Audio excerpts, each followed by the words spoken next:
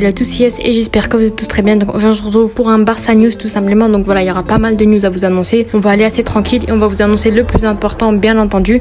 Donc voilà, je t'invite à la vidéo de commencer, n'hésitez pas à vous abonner et à liker. Je vous dis comme d'habitude, bonne vidéo à tous. Donc on commence premièrement où Xavi a récemment dit que Marcos Alonso était invendable pour ce mercato. Donc voilà, il comptait sur lui parce que ça va être la doublure de Baldé, etc. Donc personnellement, je pense qu'on aurait dû le vendre. Ça reste pas une très bonne idée parce qu'on a déjà Inigo Martinez qui peut jouer au poste de latéral gauche aussi et défenseur central. Donc je pense que Inigo Martinez aurait pu jouer ce rôle. Mais il préfère garder Marcos Alonso. Je pense que personnellement, on aurait pu le vendre pour gagner un petit peu d'argent et voilà, s'en débarrasser, le fair play financier, la masse salariale et voilà, se débarrasser des indésirables. Mais voilà, Xavi veut le garder, c'est son choix et j'espère vraiment qu'il se rattrapera cette saison.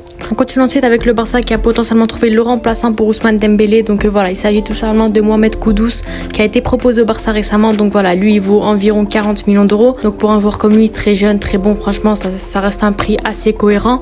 Il sort d'une grosse saison avec l'Ajax, il a mis 11 buts et 3 passes décisives. Donc on voit qu'il a été assez décisif, l'un des joueurs les plus importants de l'Ajax la saison dernière. C'est un joueur très intéressant qui peut jouer. Voilà, son poste principal c'est le milieu offensif, mais il peut jouer ailier droit, buteur. Franchement, il est assez polyvalent poste d'attaquant, il n'est pas trop compliqué non plus. Mais voilà, personnellement, je pense que si jamais on prend ce joueur, faut pas prendre Joao Félix puis après on aura beaucoup trop d'attaquants parce que vraiment Mohamed Kudus ça reste une très bonne opportunité, un très bon joueur. Hein. Mais j'aurais préféré prendre Joao Félix sur le fait qu'il est un petit peu moins cher, surtout si on prend une saison en prêt à 7-8 millions d'euros ou bien on le prend avec option d'achat, on aura un peu plus le temps de le payer contrairement à Mohamed Kudus qu'il faudra payer cash. Donc voilà, ça va être compliqué pour lui. En plus de ça, certes Mohamed Kudus ses qualités c'est qu'il joue milieu offensif, il est assez polyvalent, vraiment très bon, mais ailier droit on a déjà Rafinha et Lamine Yamal qu'il faut compter sur lui aussi. Et buteur on a déjà Lewandowski, potentiellement Ferran Torres qui est très bon en ce moment, qui est sur une très bonne lancée, qui est en forme et pour moi faudra lui faire confiance. Donc pour moi Mohamed Kudus ça reste un très bon choix si jamais on rate le dossier Joao Félix. Donc voilà, pour moi Mohamed Kudus ça reste très bon en tant que au pire des cas si on rate toutes nos pistes Joao Félix etc. Mais voilà, on le tient de côté et on passe à la news suivante. Donc voilà, récemment Fabrizio Romano il a dit que Joao Cancelo cette fois-ci devrait arriver ce jeudi en Catalogne si tout se passe bien.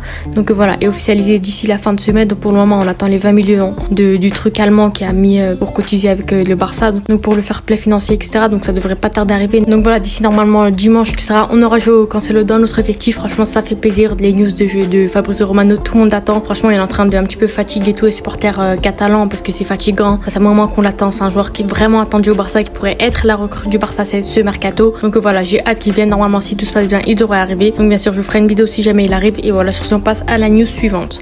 Donc voilà, on a récemment appris qu'un club italien avait proposé 20 millions d'euros pour s'offrir Abdé tout simplement. Donc voilà, je sais pas si ça reste une très bonne idée ou pas parce que je pense que à mon avis il vaut entre 30 et 40 millions d'euros.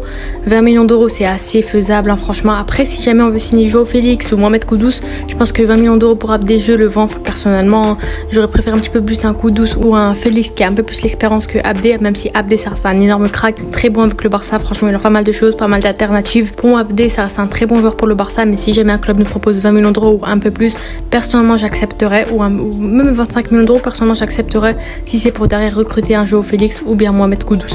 Et on termine cette vidéo avec une news assez surprenante sur Lamine Yamal tout simplement, qui hésite encore entre deux pays, le Maroc ou bien l'Espagne, parce que récemment l'entraîneur de l'Espagne il a dit qu'il pourrait potentiellement sélectionner Lamine Yamal durant le prochain rassemblement en septembre. Donc voilà, ils affronteront quelques petites équipes il me semble en match amical, je sais plus vraiment pourquoi le contexte, mais voilà, il pourra à seulement 16 ans être appelé avec l'équipe A de l'équipe de l'Espagne. Voilà, il pourra jouer ses premières minutes en professionnel avec l'équipe de l'Espagne. Donc voilà, il prend pour le moment sa décision parce que son père il prend des photos avec des maillots du Maroc, de l'Espagne, c'est assez flou, on sait pas quel pays il va choisir, mais bon, les deux pays sont à fond sur lui, les deux pays le veulent et pour le moment on sait pas. Même Lamine Yamal il sait pas quel pays il va choisir.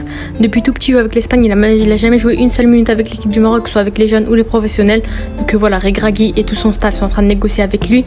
De l'autre côté on a les coachs de l'Espagne et tout leur staff qui négocient avec lui. Donc à voir, le futur est entre ses mains, c'est à lui de choisir. Et voilà, c'était les Barça News. N'hésitez pas à me donner vos avis en commentaire et bien sûr on se retrouvera pour d'autres Barça News très bientôt. Sur ce je vous dis à la prochaine, ciao.